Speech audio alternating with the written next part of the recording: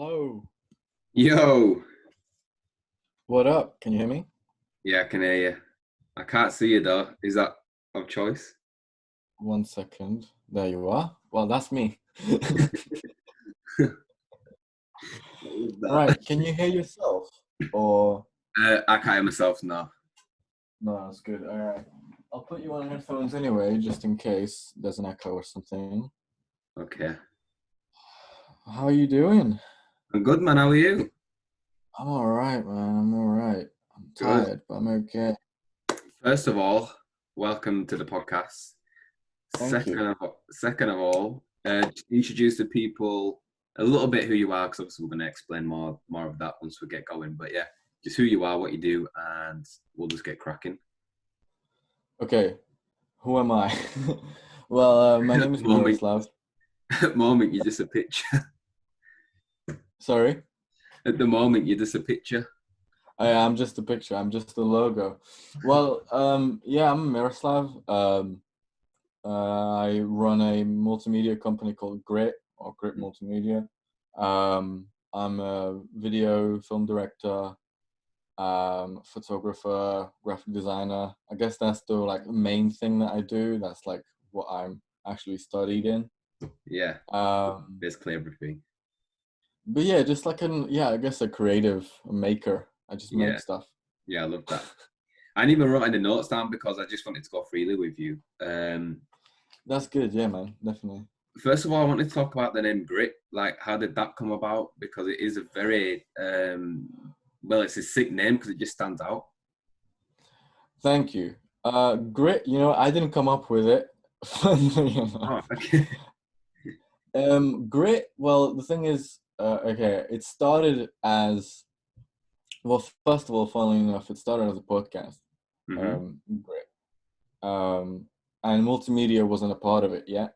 Okay. Um, the reason why I did multimedia was because there were many grits that I found, and one was sort of local, I think like Halifax or something like that. Oh, And okay. Very so for SEO, I thought, okay, I need to add something so that people could find me. You know what I mean? good. But also, it's not a word that's just like ridiculous. You know what I mean? You know how to, you know what multimedia is.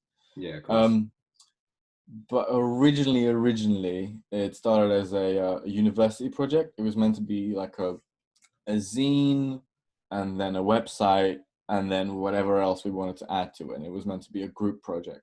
Okay. And so at first, I wanted to create a zine about grime culture. We had an illustrator on our team who I wanted him to make original illustrations of like some of the legends of grime, so like Wiley, Skepta, so on and so forth, right? Yeah. For the zine, and so, just to have something physical. And then with the website, I did that part, and I wanted to add to that a podcast interviewing a rapper that I knew. It was one of my friends, right? Mm-hmm. Um, but the entire time I was like, the name just needs to be like Grimes, just like it's a, you know what I mean? It's just one word. It's short. Yeah. It's sweet. It's punchy. It needs to be like that. It needs to be gritty. And I kept saying it needs to be gritty. It needs to be gritty. And one of my team members said, "Well, just call it Grit." And then that's it. I was like, "Yeah, cool, boom." Okay. That's how it all So formed. that's So, yeah. what happened with the podcasting? Because obviously you said it started out with the podcast. Was that like, Well, was your initial thing to keep that going, or did you eventually want to branch out and do more? I think I always wanted to branch out. Yeah.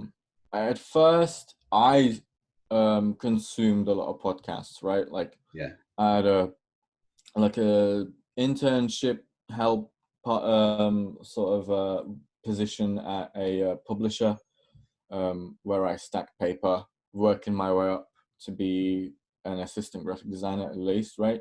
Okay. Um, and meanwhile, I was doing podcasts, or I was actually I was thinking about doing podcasts because I was like listening to early Rogan.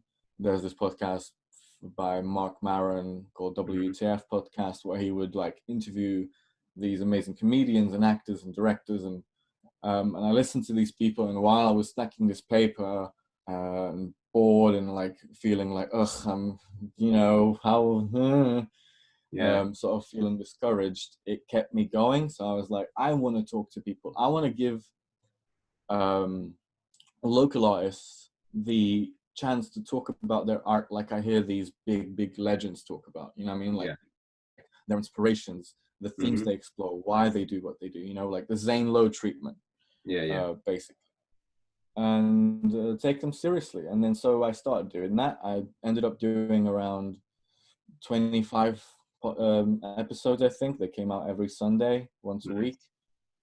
And eventually, most of the people I had on became my clients later Okay. on. Yeah. My first one, Otis Mensah, I did a podcast with him, and then I was like, I really want to make a music video with you. Yeah. And this was like summer of 2017. I hadn't owned a camera, never used one ever. But I was like, Wow. wait, So hold on a sorry. second. You've only been doing music videos from 2017. Yeah, my first one came out September 2017. What the fuck, bro? Yeah. Hold on a second. Holy Yeah, shit, you've come a long way, bro, since then. Like, you've, yeah. I think it's because you've got a unique style. Like, I've seen it about a bit, but you do have a unique style, and I guess that's what makes you stand out a lot. Thank you. So, what are your inspirations? I know we kind of are talking about the podcast, but I want to move it forward a little bit in terms of the timeline. Like, Right. what was your inspirations, and how was the first music video? Is it still the same, similar concepts as what you do now, or was it completely different? Well, I think now I'm more focused on, as you know, like the filmmaking aspects, the little, you know, like composition, color, light, Yeah, things like that, conveying emotions through camera movement and things like that, you know, yeah. because I'm now aware of those things and I'm more Hmm. potent to those things. Back then, um, the first video I didn't shoot. Um, I directed it, quote unquote, right? But I didn't Yeah, shoot it. It was someone else. yeah. Um, and it was a one shot. Like, I don't know. I guess I liked simplicity. Hmm. I liked. I've been watching Kubrick movies my whole life, Okay. uh, and these like I just enjoyed the simplicity of of his composition. Yeah, Right. None of it is crazy. It's not showy. It's not Nolan. It's just this is what, you know what I mean. It's usually yeah, wide, and it's very like centered. I like centered uh, compositions like Wes Anderson and stuff like that. You know, yeah, and I liked. I wanted to pair that with what was going on at the time with like Org, which is ASAP Rocky's like creative director yeah, team, with just effects on effects and glitch and yeah, mosh data moshing and all this. Because, well, first of all, I knew, and I did a lot of them in black and white as well, because I couldn't yet mix color well. But in black and white, you're just dealing with white and black, obviously, right? yeah. The contrast, So highlights, so you're just dealing with contrast and tone rather than like or the full spectrum of something. yeah, And you know, the camera was meh, so grain was cool. I just added more, and yeah, I guess I tried to make it look like I intended it to look a bit crappy, right? mhm, And then that, when I learned not to make it crappy, it just kind of continued on that way. I like the raw feeling. I like the quote unquote yeah. grit of it, and So it's pretty cool yeah. actually, because it's kind of like you worked with what you had in order to make Mm-hmm. it look good, which not many people think that way. So props to you on that. Like, Thank to you. be honest, I wouldn't have. I've never even had that. To be honest, I didn't even want to do media, if I'm being completely honest. Um, so for me, it's like I just like a lot of cinematic stuff. So I would have Yeah. never even thought of that route. So I guess in your niche is from kind of your first project in terms of having a camera that doesn't have the quality and obviously the lighting as well, which is a massive factor. Yeah. Which creates. And I guess Go on. I liked like my I have these little videos of myself as a kid that my parents took on old VHS tapes, right? Mm-hmm. And there's a kind of realism to that, Yeah. and a nostalgia quality that I really liked. And we're the generation, like our age people still have those. Like that was the technology when Yeah. we were 3, 4, 5 years old, right? Our child, Now, isn't it? Yeah. exactly.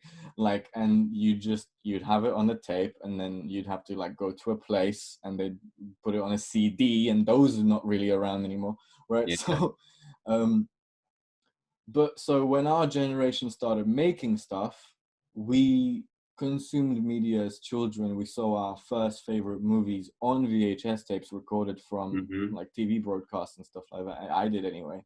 So that's what was sort of natural to me. And also it kind of brings like, again, like this sense of realism. Like this was just happened to be recorded Mm-hmm. by someone who isn't a professional camera operator, which I wasn't, obviously. So Yeah. again, you get away with not, having smooth motion and so on and so forth, if you put it in the context of it being a home video. And that's what I did. I think that's very, very smart, to be honest, not gonna lie. Thank you. It's kind of like moving way forward into the timeline, because I kind of don't know. Did you go to uni? Did you go to college, or did you just kind of like, I went to college, and yeah, I was for discouraged from media. yeah, Yeah, I did media, but I was like, I don't know, it just didn't, well, the projects didn't interest me. it's different, Um, isn't it? yeah, It's it's not a the bit, media that we do every day as a living. It's completely different. Um, but yeah, yeah, moving forward to right. current times, I know like last year you did a lot of music videos, and Yeah, the name Grit definitely got out there. yeah. I want to talk about. I don't know if you can talk about this, but Adidas. I don't know if that's a subject we can talk Yeah, about. I know. I can talk about that. Yeah, of Cool, course I cool, can. Yeah. cool. Because this was new to me. This is when I met you. I remember you telling me about this, and I was like, oh shit. So how long have you been working with Adidas? In March it was a year. It's been a year, so it's been just over a year. Nice. Um, What's your key role in it? I'm a creative director for I get store marketing, so I deal with any branding or adverts or new deals or whatever, anything that you see Mhm. when you walk into an Adidas shop. I've had, well, in the UK anyway, I've probably had something to do with that. That's awesome, mate. So do you have Yeah. like creative control in terms of, when they're doing adverts and stuff like that? Are you on set, or is that just more like your input in terms of how it's going to form together and direct, like come to some It sort of? depends. It depends. The Adidas like to, well, first of all, there's always so much going on. Yeah, I can Um, imagine. on a day to day, I deal with print a lot, right? Yeah. So the, and again, I feel like I can comfortably say this. It's kind of like, um, over the year that Mm-hmm. I've worked with them, I've been doing less and less designing and less actually being on set, and more project management and emailing and proofing and Mm-hmm. feedback and things like that. But once in a while, like I've recently, like a month ago or so, posted the 2 adverts. I was the director on those on those shoots, and at least a partial editor. But it goes through so many hands. Like obviously, as the bigger the project, the more sort of eyes on it there are, and there's more sort of, yeah, just oversight by executives and so on and so forth. So because it's meant to generate revenue. Of course. um yeah. So So yeah. how did it all even come together? Like, how did you end up getting in touch with Adidas? And obviously, I'm assuming that Well, your graphics really comes in touch with Adidas as well, right? If correct me if I'm wrong. yeah, Yeah, yeah, that's kind of, I mean, that's mainly what I do. I feel like that's my biggest strength as well, because that's the yeah, one I can say that I'm like an actual professional like, yeah. absolutely in. I It's feel very like every day experimental. I'm learning. Like, Yeah, I guess. I kind of, I'm. when I see your graphics work, I want, you know what I mean? Like I never see any work kind of like that at all. It's completely different to what you usually see in terms of mainstream graphics designing. Yeah. And it it's fucking sick. Like it really is sick, and I really like it because it's you and you found your niche, which it's very hard to do in this industry, to be honest, with how saturated Thank it is. you. So yeah, and to say that you're so young as well at the same time, and you found who you are in this bubble of creativity where there's so many different things you could choose from and pick from.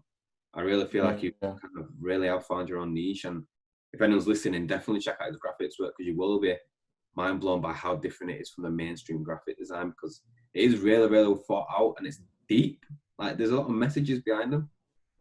Thank you. I guess, yeah, with the sort of the artwork that I do sometimes, Mm. that's just for myself, just because, you know, well, as you know, like, and I've really admired you, dude. You make me like feel so lazy, because like every day it's, you know what I mean, like there's either a tutorial or a podcast. Like you've really like embraced this lockdown and kept your tools sharp, right? So that's Yeah. what it's about. Because and now imagine if the last thing you edited was when the lockdown started, and then the next thing you edit is when it is over. Yeah. Holy shit, like that is such a big gap of, you know. So I do that art first to um um deal with things and express my own emotions, and two, to learn new skills. You know, I still go on YouTube and watch tutorials and mess Mm-hmm. around in Photoshop for hours, and even it could be something really, really simple. Yeah. I use Scout for fonts. I'm a absolute font whore. uh, but yeah, I guess I think it's what you're exposed to. I kind of touched um on this kind of theme. I made like a post in my story like the other week talking about, Mm-hmm. like, you know, people tell me like my stuff isn't like cinematic, quote unquote, and it's like, Yeah. have you not seen The Lighthouse? Have you not seen Clerks? Like these films were in cinemas, like Yeah. um so again, it's about what you see. I also I think don't know, like, like, I think your style is something that a lot of people are not going to get now, but they will get it in the future because it's going to become a thing. Does that make sense? yeah, It's kind of like yeah, forget the criticism, because end of the day, that's your true work. You know what I mean? So that's definitely you and your passion and your direction and creativity going mm, into that project. So for someone to criticize that, your own originality and your niche, is kind of yeah, a cop out, because the people that are slating it, they might not be creatives, but the creatives that are slating it, they're probably more likely just jealous. Um, uh, and to I be honest, get maybe. I've been like that, bro. I'm not gonna lie. I've been that jealous type. I was a bit jealous of you, to be honest. Not gonna lie, last year. But I've got over it now, and I've seen past that, and I look into the art now rather than the Mm, jealousy side of things, because I've talked about it a lot on this podcast. Like this industry is so bad for your mental state sometimes, and you're always comparing. But until you get past that stage, you don't see the true art of it. And I've honestly yeah, got past that stage, and I think traveling definitely helped with that. And I know it's got nothing yeah. to do with creative side of things, but it's taught me a lot about life. And I think I've definitely gone past that point, and now I see it as an art. And I fucking, like I said, I really love your work. But it did get to a point, Thank it's you. not even just with you that I was jealous of. I was jealous of so many different creatives. And I was like comparing myself constantly. And I'm just like, what am I doing? Like, I'm just not happy. I'm not enjoying it.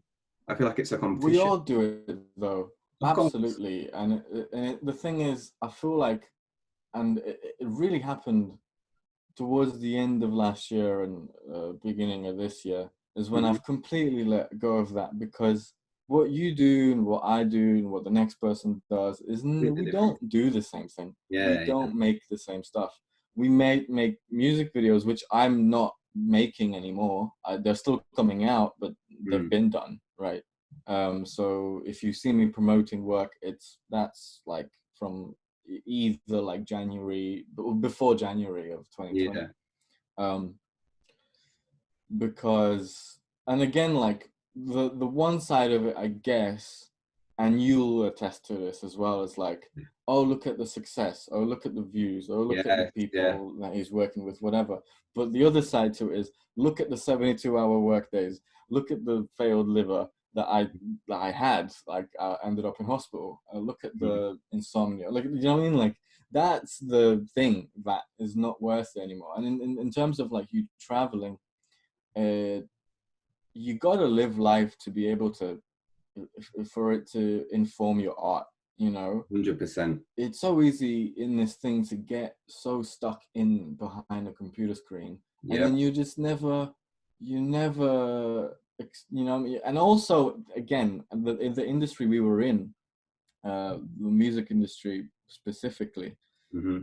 filmmakers are never going to be the focal point of a music industry. Yeah. You're the help. You're always going to be the extra, the Hmm. video guy, the cameraman. Yeah. Dude, I hate those descriptions so much because it dumbs down the skill, the years, the dedication, all of that, the Mhm. foresight for everything, you know, the kind of planning that goes to it, or like being able to think on your feet. So like there's so many little It's, skills I that feel like, someone, yeah. sorry to input, but I completely agree. I feel like as well, especially up north, because obviously it's different compared to down south, because there's a lot of agencies, there's big production work and all this sort of stuff. There is up north as well. I'd probably say Manchester area more than anywhere else. Um, Mm-hmm.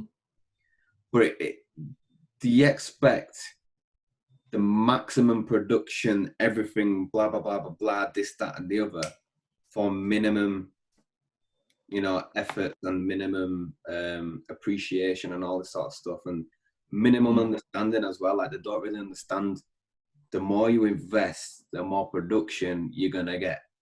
But, Yeah. And also you're gonna love the product more.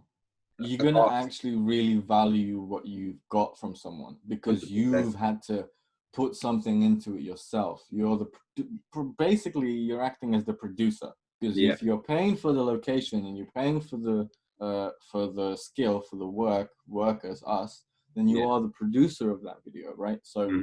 you have a part to play in it, rather than just sort of like, you know, a bullshit deadline. And I don't know, it's just, I It's, guess, yeah, up north, yeah, it's not industrialized yet, and it's I don't know not. if it'll ever be. I don't, I it don't know. all depends on people, doesn't it? And professionalism at the end of the day. I mean, Mm-hmm. I really want to get out of this industry that I'm in. I'm slowly starting to just focus on things that I really want to do. And I Yeah. think YouTube's definitely going to help that with the future. The more it grows, the more passion projects I can put on there, which shows the direction that I want to go in. So that's one Yeah. reason why I did start the YouTube as well, to really fixate on my passion and do things what I want to do in my own spare time, and put it on a platform where people can watch it for free and acknowledge, oh, I can actually do that. Because a lot of the times with the music videos, you don't have, well, I've stopped working with these people, but for the past few years, I've had no creative control. There's only a set amount of people that really let me go with an Yeah. idea. And those ones are always tend to do the best or get the most feedback from. Yeah. Um, so now, learning from experience with up north people, I've only started to work with a handful of people that I really, first of all, get on with, because I think personality is Absolutely. everything and the bond is everything. And Yeah. then second of all, if I really like music, I'm obviously going to do a great job on the task. Not that I don't anyway, but if I'm vibing with you and I like your music, I'm going to put 110% in this rather than 100% in something that I'm not really Yeah. feeling and the communication's not there. So I'm willing to take the risk of dropping these people that I can work 100% at, but it's not my potential, it's not my full potential, you know what I mean? Yeah. So it's, Yeah, and then you don't watch that work again, you don't share it, you're not proud of it, and yeah, it's a chore, it's slow, and you know what I mean? And like for yeah, me, especially, like I've always been someone who, if I'm not 1,000,000% into what I'm doing, like super excited, like I dream about it, and when I wake up, it's like a kid being giddy, like, you're oh my god, I get excited. to edit this, you know what I mean? Yeah. Like, unless it's that, then it's just the drag. And yet, Yeah. like you say, it'll be good. I'll put, oh my God, I'll put my all into it, of course. Money or not really, because what matters to me, what matters to me is my logo is going on it. People are going to see it. It's going to be associated with me, so it better be perfect, right? It's the rep. Everything is to do with exposure, and at the end of the day, everything we put out, it is a risk, and especially that we're self-employed as well. Like that risk is major. First of all, whatever we put out, it represents us as a brand. So therefore, if we put out something really, let's just be truthful, shit. Yeah. It's a bad look on the business, and that's the point where you have to really like think about what it is you're doing and what you really want to do, because I've done some stuff just for money, and I'm just like, if this not like a lot of the, I know it sounds bad and I'm kind of exposing myself here, but a lot of jobs that are not 100% on, I don't really want to get into that field of work. I don't really put my brand's name on it. I absolutely do that. 100%. I've done that. No logo. Definitely. Yeah, exactly. So I'm happy to work with you, but there's certain things that I don't want my brand being represented of, if that makes sense. Not in a disrespectful way, just for my future and where I want to go. Ultimately, I want to be a filmmaker, like a full-time filmmaker doing feature films. I think that's most people's goals. Not everyone's, but it's mine anyway. So I know in order for me to get there, I need to be doing creative music videos that are telling narratives, or doing short films, which is the reason why I've done YouTube, because I have got loads of plans on doing these sort of things. And I've also been starting to do, I really like commercial work. Which it's great. The Walkers and the one before, what was it? The Ritos, was it? Yeah, the Beats, it was. Yeah, the Beats, sorry, Beats, yeah. Yeah, exactly. And again, it's like, all you had was what you had, your room and lights and like a backdrop, right? And then like skill, again, it's like, and this is the one thing, this is why I'll never begrudge what I've done, especially last year, even if it was kind of draining sometimes, is because and especially going into filmmaking, it's like, it is so amazing to be able to work with absolutely nothing and have something come out, or like, I mean, on no time, no budget, like zero budget, losing money, right? My own money, I'm spending money on travel and stuff, like petrol or whatever, right? Like, but then when you're on a set where you have all those things, you're only using what you really need, rather than like, I mean, there's a lot of people, and as advice to like people who want to start filmmaking, honestly, like, and it's going to be a bit rude, but like, fuck yourself at first, like, actually, like kind of like, not in terms of, I mean it like, kind of disadvantage yourself, buy a shitty camera. Like, really, don't buy a Sony A7 III 4K. Nah, buy a DSLR 750D Canon. To be honest, not even that, bro. I think just doing things that you're uncomfortable with will always make you a better filmmaker. Yeah. But and like, that's the thing. Like, if you do something great with nothing, when you have that great thing, it's so like, you know what I mean? You just, you know exactly how to use it. You don't do extra stuff that you and overwhelm yourself. And go on.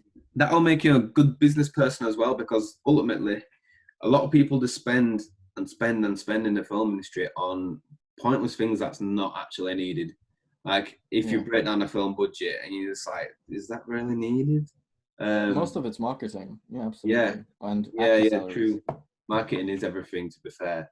But like there's a lot of film behind the scenes that I've watched and stuff like that, and they're talking about breakdowns of costs and all the shit. I'm just like, if you was, I can't really judge them because I don't know the life story, I guess, or I can't really say shit. But I think it's all about, like you said, being smart with what you have, and don't go OTT, because when you do go OTT, sometimes it's just too extra. And like you said, working on a budget definitely helps you later in life when you do start doing big production stuff, because Yeah. you're going to be so much more creative. And then if something goes wrong, you're not going to panic because you're used to these situations. Mm-hmm. And that's the thing with people that are kind of brought into it right away with big budget stuff. When something doesn't go right or something fails, they panic. And like, they're not. I was talking to this guy called Tom Day, who's been on this podcast, and he really explained filmmaking very, very well. Filmmaking, Problem which I know solving, you'll right? You agree on, said. it's problem solving. Yeah. It's always solving problems, which Yeah. I know you will vouch for. So it's Yeah. if you don't have that ability, then you're gonna really struggle in this industry, or at least certain sectors in this industry, that you need to have that ability to think fast and, you know, work with what you have. Sorry to It's input there. no, absolutely. I think it is problem solving. It's like puzzle solving, and it's like boiling down things to its absolute most basic and like necessities. Yeah, For it to run as smoothly as possible. yeah, Because like on the Adidas shoe tour, some of the biggest stuff that I've done, that is either yet to come out or has come out, like the King Cruel video, like there's 100 people around where there needs to be 5, right? yeah, People just justifying their role. They have to make sure that they're getting paid, so they make bullshit inputs that yeah. you're wasting time with saying no to. Mhm. But to be respectful, you have to consider it.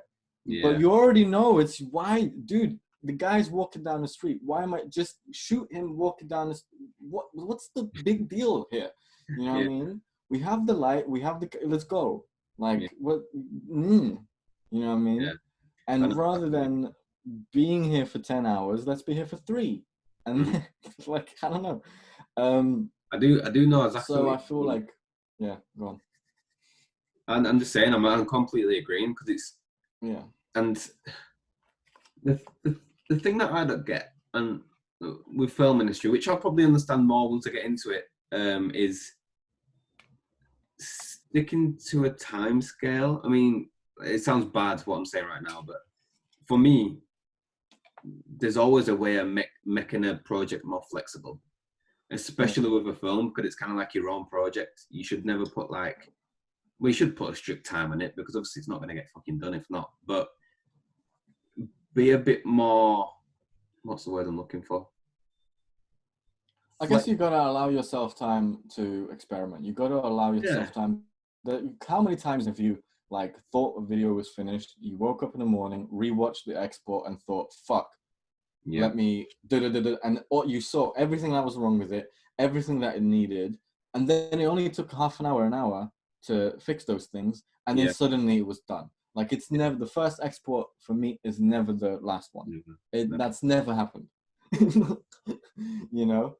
So and in terms of like you saying like you started your YouTube and everything, and what I realized, like there's one of my biggest inspirations is a dude called Kevin Smith. He's a director Okay. writer, and he made Clerks, Dogma, Jay and Silent Bob, like these stupid, like they're wacky comedies, but Yeah, Clerks especially, like, and he's got a podcast as well, so that kind of ties into like he literally kept me sane during this, like, not dead end but just boring job yeah, that I had, on like 2.5 hour bus rides and all this.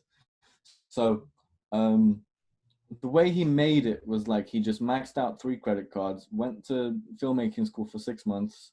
That was meant to last 12 months, but he learned what he had to in 6 months, came right. back, and just he didn't give a fuck. Like he had $15,000, and he was like, "I'm gonna make this because I need to make this, and if it doesn't go anywhere, then I'll be paying the debt off for the rest of my life, and every Christmas we'll just watch the biggest mistake of my life. But if Yeah, it does go somewhere, then holy shit, I'm actually gonna live the dream." And yeah, guess what? It happened. of course. And Film got it's all bought to and do all with this. it's all to do with your belief system. I mean, I've always said this, and a lot of people are going to doubt you through this journey, no matter what. And like I said, there's a lot of people that are going through that period that we've been through already in terms of the jealousy and hate thing, and it's a horrible stage to be in. I mean, everyone kind of gets out of it. Some people don't. Some people get stuck in that rut and just kind of like envy everyone and think that blah blah blah blah blah. Yeah. it's going past that point. 'Cause even like some big directors are stuck, are in that little bubble still. And the Walkers advert, I've got quite a lot of appreciation on it, and a lot of pages started sharing it, Mm-hmm. which was nice. And then it was this verified director, commercial director, that commented on it, giving me a little bit of stick. And I'm all right for criticism, like constructive criticism, but hate's a different thing. So then when I see that and he's in the community, I'm just like, even at that level, is the community the exact same as it is at the level that I'm at? And I can still It see it. just feels like the lion, the head lion eating the cub, so it doesn't Yeah, take over.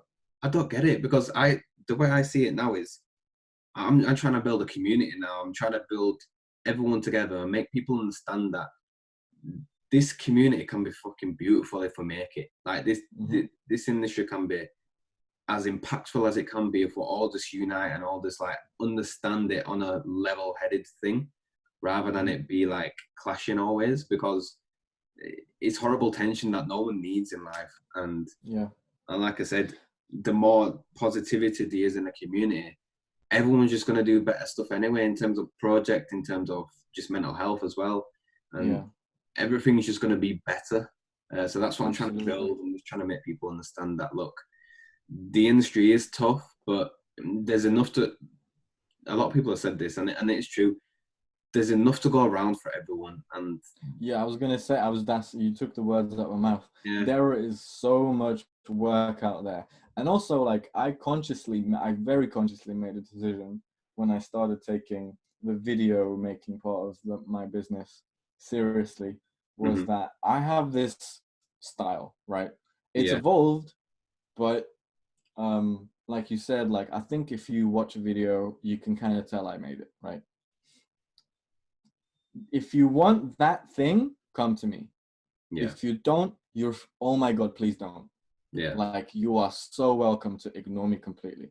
Just like if you made something, if you feel like your brand or your whatever it is, can be best represented with my particular stylistic voice, then come to me.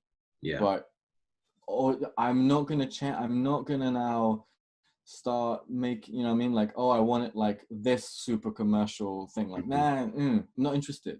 And that's not me. Obviously I like to push myself, but I like what I like, and I'll always like what I like, and I want to make things that I would watch normally, right? I want to make things that I don't think exist yet, and that I'd like to see if I was to look for something to watch that I like, right? So because of that, it's not really, I mean, 15 years from now, it's probably not going to change much. Like, obviously, I'm not comparing myself to this guy, but like Tarantino, you could, is he not creative because his films are very much alike, all of them? No, it's just he has this thing.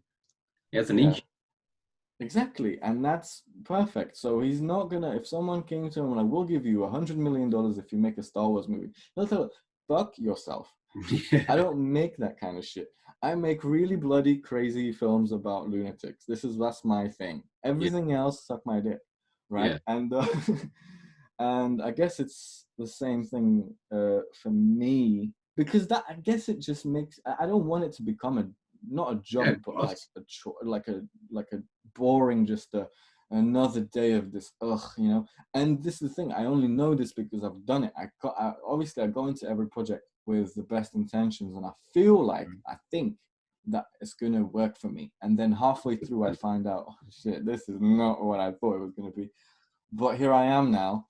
And previously I put my hands up, I've made a mistake of not being honest about that and being like, no, it's, everything's great, it's going great, when really I've been struggling, right?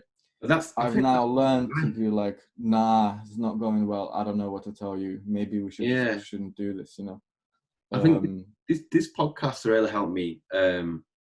Speaking out is everything, and I think it's just life in general, that people always want to make sure their life looks good, or people think they're doing well. Like, it's just life. I think it's just installed in us, like some sort of brainwave sort of thing. I Yeah. think it's just a human nature to always impress people. Absolutely. And I think, You don't want to let anyone down. Yeah. of course, and yourself down, I guess, because the more you admit it to yourself, the more like depressed you get about it, and you're like, shit, well, blah blah blah. You start asking a lot of questions. But I've realized on this podcast and talking to a lot of different people, it made me realize that staying true to yourself and being open about things is way more valuable than faking it or pretending that you're doing well or pretending this, that, and the other. Yeah, because you're just lying to yourself at that point. 100%. Because this is the one thing I've sort of known for a long time is no one gives a fuck. Like literally, people are way too busy thinking about their own day, their own laundry day, their own family problems, whatever, the girlfriend's just what you know what I mean. All of that is too much for one person to handle already. Never mind scrolling through Instagram and you thinking that someone's like proper analyzing what for a split second, and then it's on to the next thing. You know what I mean? Onto the is there a Rick and Morty episode? You know what I mean? Like that's what life is really. And And I love that mentality because not many people do have that mentality. And I feel like we're kind of on the same length here in terms of how we see life. But we've both come, it's weird because you literally said you've gone through the same stage as I did, kind of the same period. So it's yeah, very strange that we've both kind of come out at the same time and figured it out almost. And I think during lockdown, I think a lot of people will figure it out because I think it's space that makes you figure it out. And having a lot of space to think about things, and then whilst you're scrolling through Instagram and YouTube and all these different things, you're watching a lot of different creative videos, you start to appreciate it more, and you take away the jealousy and the envy, and because you're not constantly working, then you're learning. And I think space is great for this industry that we're in, and this current time. People need to be using this time in that sense, and looking at people's work as an art form, as inspiration, as a motivation to do more, or like think of it in a positive light rather than a negative, basically. absolutely. It literally, the world gave you an excuse to gave everybody like a general, I'm using a general you, like gave everybody the chance to recalibrate and to also like get rid of the insecurity. I think a lot of I see a lot of people assume that they have to keep just look, I'm doing great. Like the little, like the things like don't worry, I'm plotting. Okay, if you're plotting in silence, why are you telling me that you're plotting in silence? Because you're insecure. You just need to, oh my god, you saw someone who's doing something and you think, oh rah, so people are gonna see that this person's doing something and I'm not. And then it's like that anxiety and insecurity and those bad thoughts, and just like it starts circulating in your head. You're like, oh, I need to like put a teaser out there, even though it's completely empty and I've got nothing going on right now. I'm figuring it out, which is fine, because holy shit, that's fine. But I'm gonna make them feel like. But the thing is, you just make yourself look like a fool, because a month from now, nothing will come because you didn't actually do anything. You know what I mean? So again, and I think it's for that. It's a very, very good. This conversation's fucking epic, and I hope a lot of people take away a lot of valuable stuff from this. I think it's just a process, and I think there's nothing wrong with these things, because ultimately it makes you who you are. Like these experiences either make you or break you, and hopefully it makes you, because everyone don't want to be that person. No one wants to be negative for the rest of their life. Like no one wants to be comparing. No one wants to be insecure. So I think having these conversations and people that are going through these stages kind of listen to this, and hopefully you come out of it and seeing other people's work in a different form, rather than, right, well, I need to say this, I need to do this, I need to do that in order to beat this person, because we're all in the same boat. And ultimately, if you want to be a filmmaker, if the film industry is where you want to be, ultimately, you need to learn how to appreciate work. You need to learn how to work as a team. And if you can't do that, and I'm sorry, but this industry is not for you, because team effort is everything for this industry. So yeah, I And you mean, know, I feel like what you've done is what I sort of had a similar realization like towards the end of the last year. Like I started writing things, but like again, like you said, like people like us, the ultimate sort of goal is to be a filmmaker, yeah, to write your own story, or to at least to be able to interpret one with your own vision. yeah, And but that's, and you know, I was like, yeah, I'm gonna do that.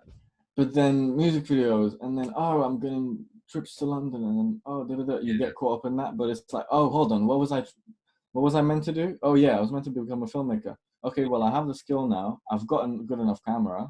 I have equipment. What's stopping me? I need to write something, for God's sake. I need to actually make this. I need to.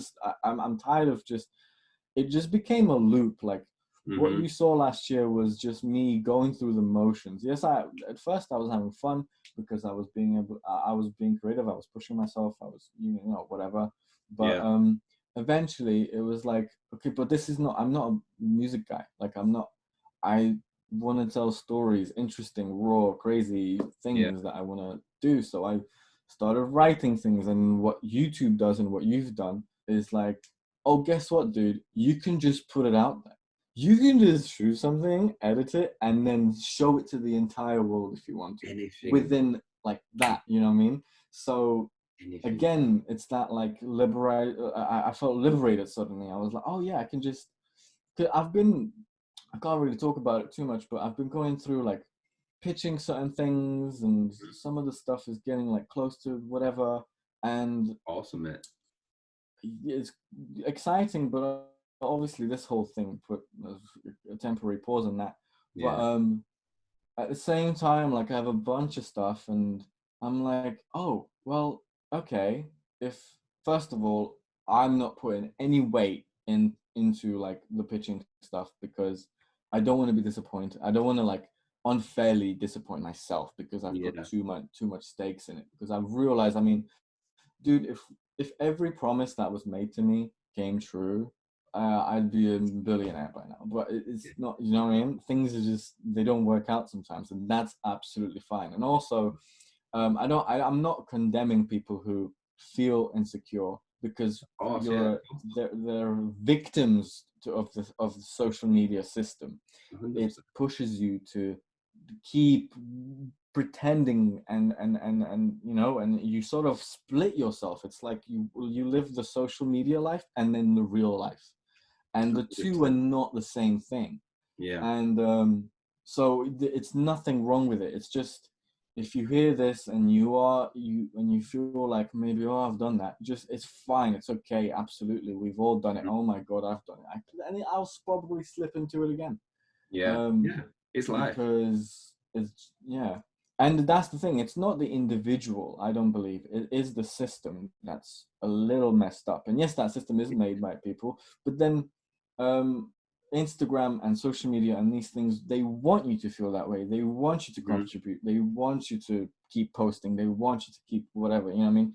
Even if it's empty, even if it's just filling some kind of hole that will never be filled with anything like that, you gotta just take, I don't know, like take some time and really figure out. And that's what I've done. So while this the process of getting a production on the way is either gonna or not gonna or whatever, I don't care. Well, I mean, I care, I want it to happen obviously, but Yeah, it's not like, oh, that's it now, that's the end of the of world if it doesn't, because it'll there's just different happen routes, again. If it happened once, it can happen again.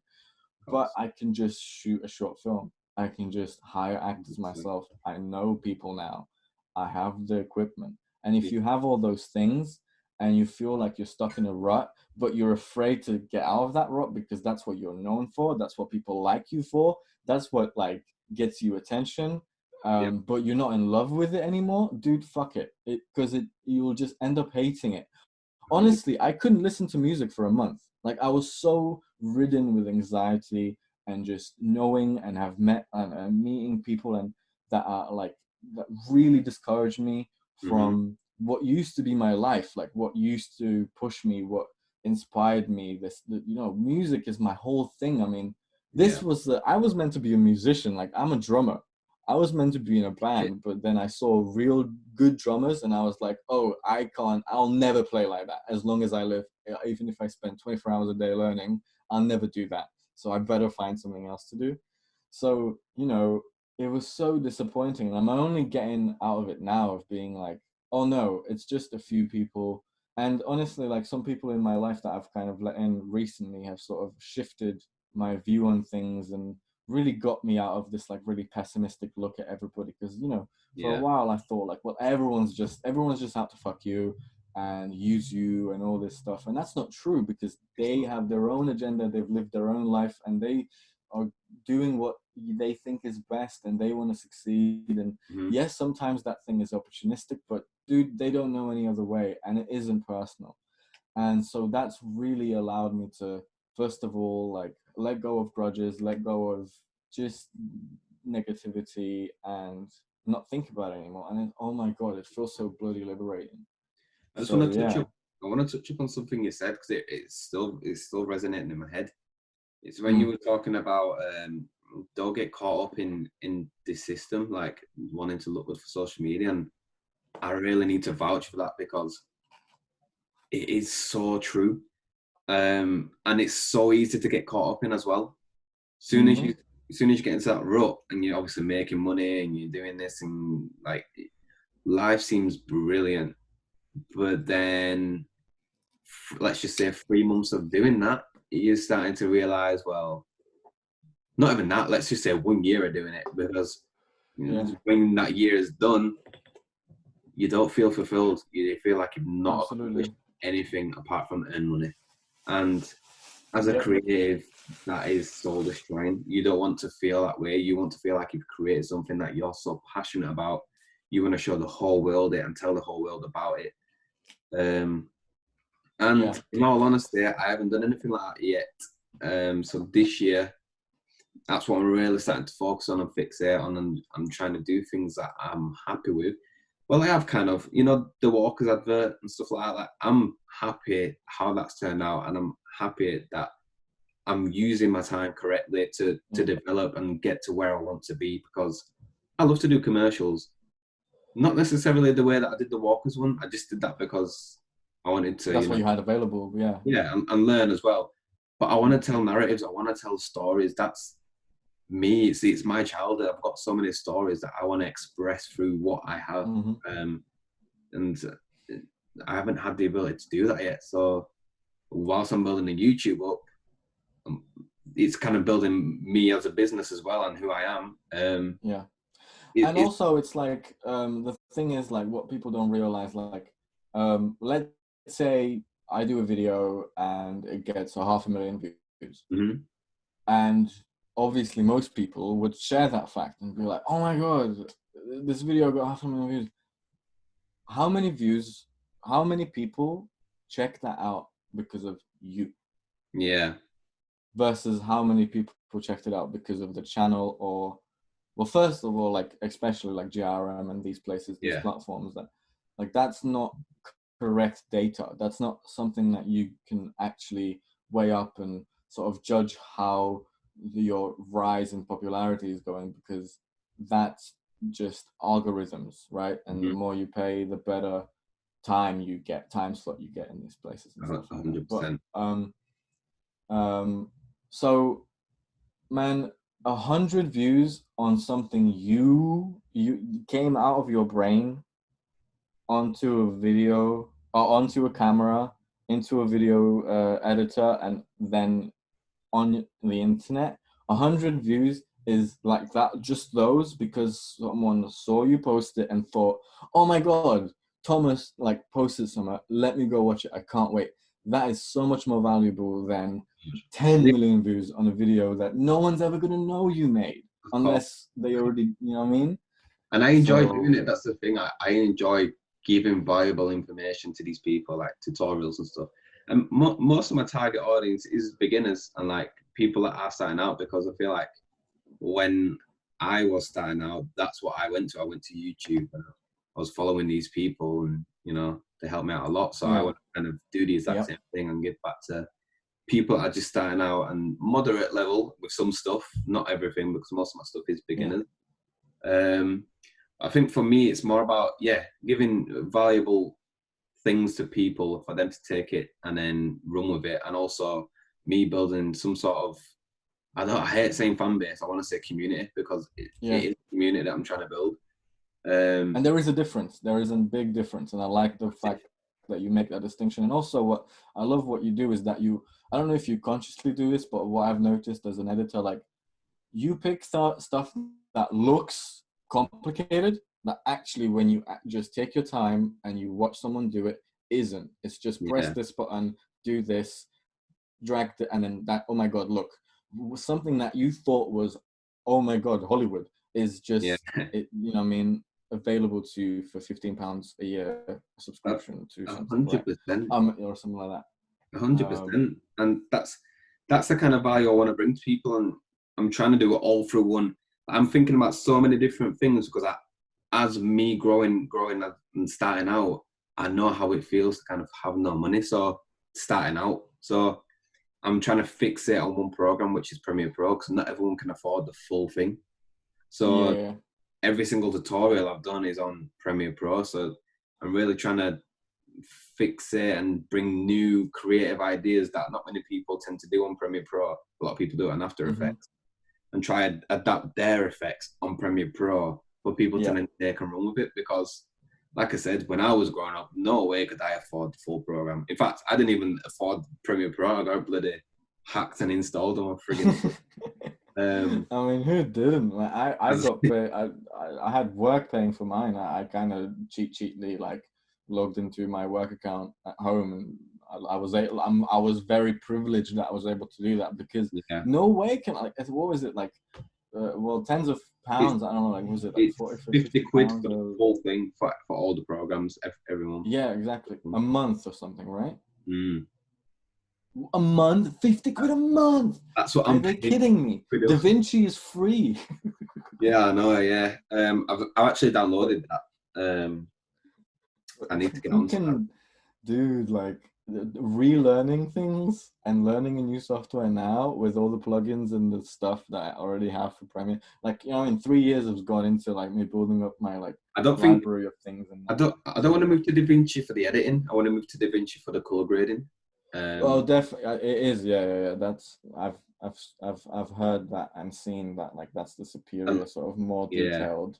A lot of people use it. Like even Hollywood people use it. Just for color grading, because it's that good. But there's like these are paid version, which I'm assuming gives you more stuff. But people say the free. But it's not ridiculous. Yeah, it's not ridiculous. You can do a lot with the free stuff. So yeah, it's not that expensive. The Resolve is a DaVinci Resolve, and if you buy a Blackmagic camera, you get it for free. Yeah. Which the 6K is looking interesting. This is the techie bit of the conversation. But but what do you call it? Again, it's like, well, that's what, like, this year as well, I've sort of, like, I don't know, like, in terms of, like, the cinematic talk, like, as I was writing this particular scene in a script, I suddenly was like, okay, all right, so I've got these two characters. One of them is in one emotional state and the other one is in another. So I'm going to shoot one of them. When I switch to him, it's going to be this way to reflect him feeling whatever, and the other one in another way.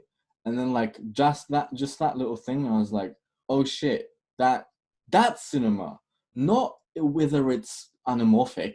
Yeah. You know, like, because it's really who, I mean, of the people who locally we know, who the hell has anamorphic lenses or, you know, Super 35 like Arri Alexa minis? No one. Who you know what I mean? So it's black bars. You PNG over the thing. I've gone through that stage where anamorphic looks so sick. I just like the look of it, to be honest. Personally, I don't understand. No, it can work. I've done it. I've just done it in my second to previous video. I did it. Looks good because it felt like it needed it. Yeah, it's for certain things. Like, not everything works anamorphic. You don't do every single project on anamorphic look. I think you got to choose your choices wisely, in terms Mm-hmm. of editing and how you want to. And for me, I really need to. I don't really have a niche. I kind of know where I want to go. I want to be like, I like my stuff cinematic looking, but I won't You've say. always reminded me like the Prince Amari video with Graft. Mm, That intro was very Guy Ritchie. Like the, you know what I mean? Like you put the stuff in the bag and then like the yeah, like the swooshes and the, you know what I mean? Like it was very like, because it was appropriate, because it was like meant to be like a crime yeah, thingy. So, and obviously he's a very famous sort of like underground crime uh, director, direct, yeah, writer. So again, it's like, what is the project? What does it feel like? Does it feel like this? yeah. Okay, well, I'll do it like this because that's appropriate. If it's That project, appropriate for the thing, I yeah. I loved that project, but then I was like, after looking, I loved it for the first few days, and then I kind of like nothing to do with Prince Amari or the song or nothing. It's just me as a criticism of my own work. It's you kind of fall out of love with it, and you just like, oh, if I had more time to do this and do that, like with that opening scene, Oh, it was very limited because the guys that came, the guys that was the body mafia people, mm-hmm. they came from London and they came quite late. I don't know if they fell into traffic or whatnot, but we literally had about 2 hours to shoot, and bearing in mind we was at like 3 different locations as well. So for me, it was just like it was a bit frustrating because we couldn't exactly get them back up for another day Yeah, because they're not going to travel from London just to yeah. get a few extra bits. So I wasn't fully fulfilled. I loved the storyline. I just thought it could have been so much more cinematic if I had more time. But Um, just the fact that you did something like that, you did a storyline, you said to yourself, I'm not just gonna have like, because dude, you go on Jared Denny right now, any of you that are listening, click on a video, watch it, then exit, click on all, another one, and tell me if it's not the same fucking video, right? all the same. So, Only person I rate for music videos is Mist because every time he drops oh, a with video, Casey Lock, yeah, yeah, Casey did that not last not time, even which with was crazy. KC, like a lot, just every single music video he's done Mm, is different to what people are doing, and then he kind of yeah, sets the trend, if that makes sense. And that's only rapper that's great. I will ever credit for music videos because I know for a fact he has some sort of creative control with his videos because every Hmm. single one is different to the current in era that we're in. Yeah. Um, And also, it's kind of like you'd think it's against his interests, right? Because yeah, you'd think he'd want to fit in, but it's like, no, no, no. But people like that are so important, even because obviously he's a major mainstream. Like he's in the main, he's not even pretending or saying, like, he is doing yeah. mainstream music. But those people are important because they make it okay for weirder things to happen, for more creative, 100%. for They like set the trend. kooky things that, you know what I mean? Yeah. And another artist as well, actually, which I didn't credit, is Bugsy Malone.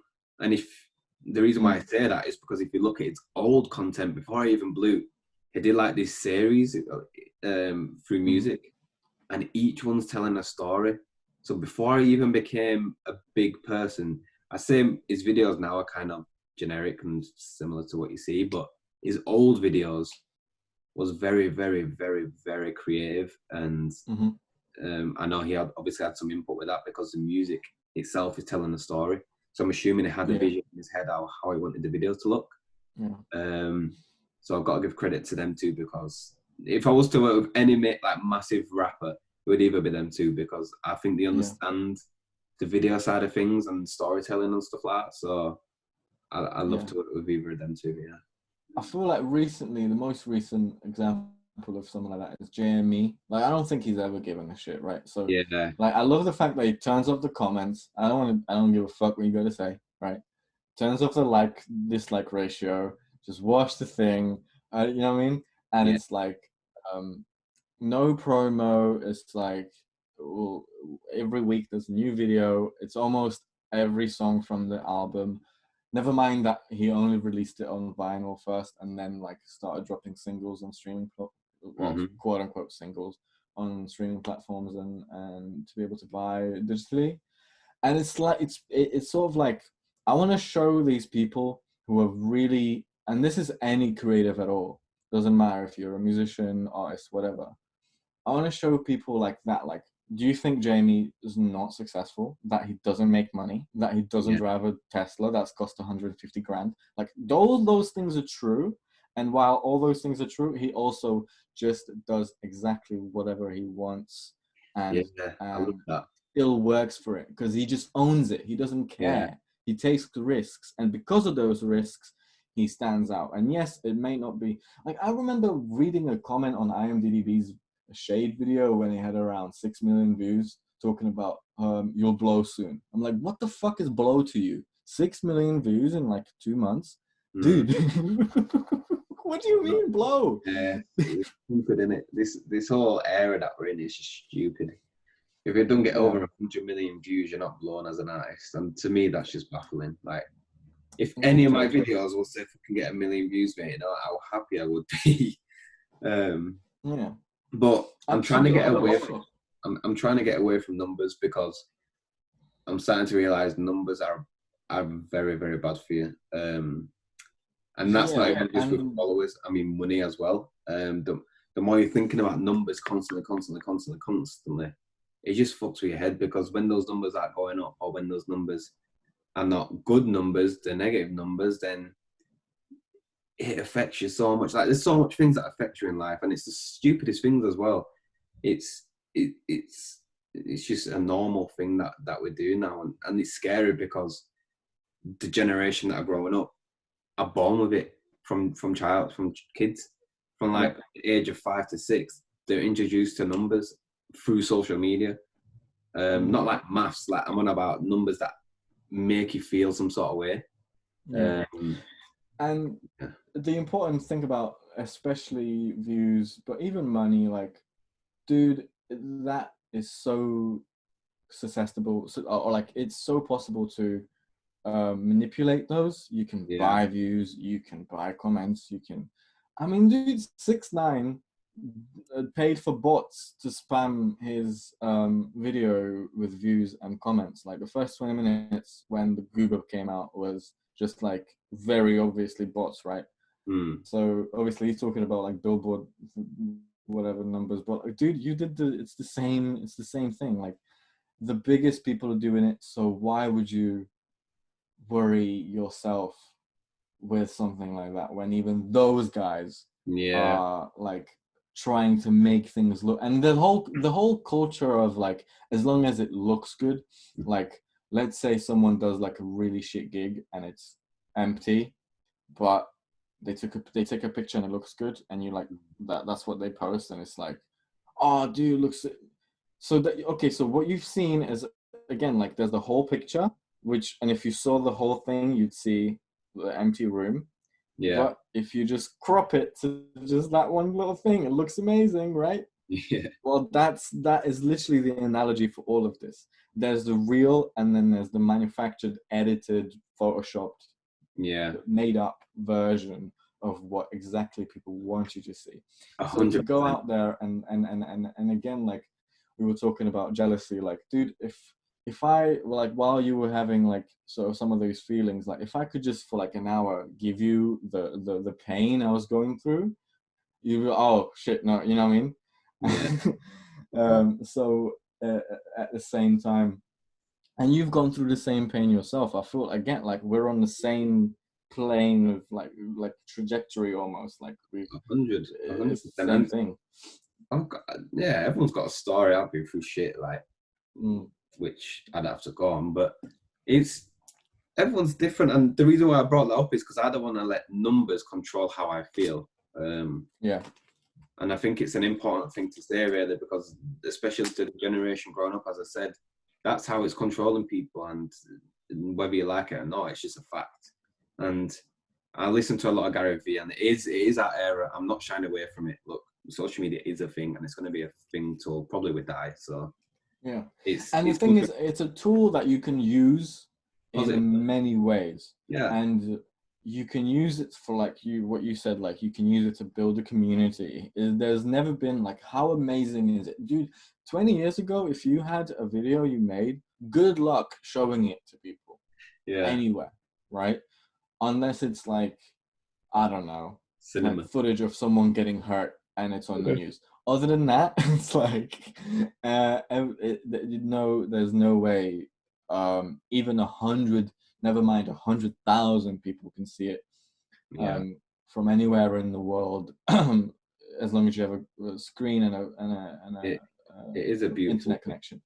It is. Exactly, it's a beautiful thing, and as long as we keep it to that, it's amazing. But then Yeah. people take it and run with it and do weird things with it.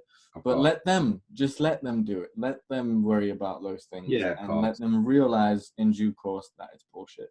And Yeah. just focus on yourself and focus on your happiness. I feel like 100%. for me this year as well, it's like, well, you know how it is. It's like work, work, work. I need to work harder. I need to work harder. I need to make it better. I need to work harder. I need to work harder. If I spend an extra 2 hours on this, dude, go to sleep. Just go to sleep. It's not going anywhere. Fuck Rest, it. bro. Message him Rest. saying it's gonna take an hour longer.